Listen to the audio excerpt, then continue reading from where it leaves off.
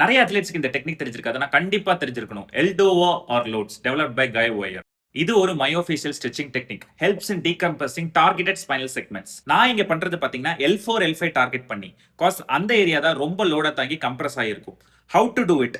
இந்த மாதிரி வால்ல காலை வச்சுக்கோங்க. ஹீல வால்ல பிரஸ் பண்ணுங்க until you will feel your hamstrings. டோவை இன்வர்டா ரொட்டேட் பண்ணி கீழே பிரஸ் பண்ணுங்க.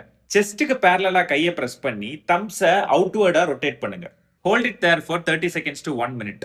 இன்னும் பெட்டரா ஸ்ட்ரெச் வேணும் அப்படின்னா ஹேண்ட்ஸ் அப்படியே எபோவ் ஹெட் கொண்டு போய் ஷோல்டர் லைட்டா ஸ்ட்ரக் பண்ணுங்க. I bet you will feel heaven. Sciatica, arthritis, back and neck பெயின்க்கு இது ஹெல்ப்ஃபுல்லா இருக்கும். And also improving posture and body அவேர்னஸுக்கும் இது ஹெல்ப்ஃபுல்லா இருக்கும். More then that it will also helps in mobility, circulation and also it will complement strength training. So இது தனியாக பண்ணி யூஸ்ஃபுல் கிடையாது. நீங்கள் ஒரு ஸ்ட்ரெங்த் ட்ரைனிங் பண்ண போறீங்கன்னா அதுக்கு முன்னாடி இது பண்ணிட்டு பண்ணீங்கன்னா கொஞ்சம் யூஸ்ஃபுல்லாக இருக்கும். ட்ரை பண்ணிட்டு எப்படி இருந்துச்சுன்னு சொல்லுங்க. Like and follow for more.